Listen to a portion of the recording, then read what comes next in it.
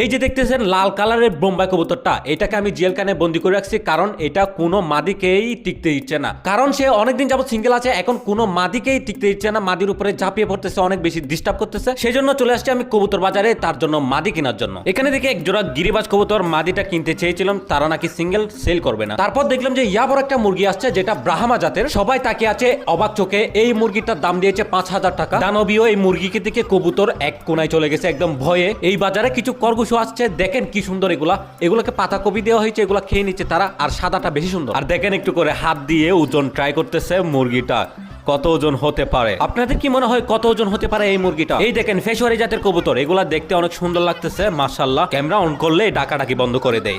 এদিকে দেখেন কিং কবুতর, এই যে সিরাজি কবুতর, এটাও নিতে চেয়েছিলাম, এটা আমি নেওয়ার আগে অন্য কেউ নিয়ে নিছে। ওকে গাইস, ফাইনালি নিয়ে আসছি কবুতর। ওকে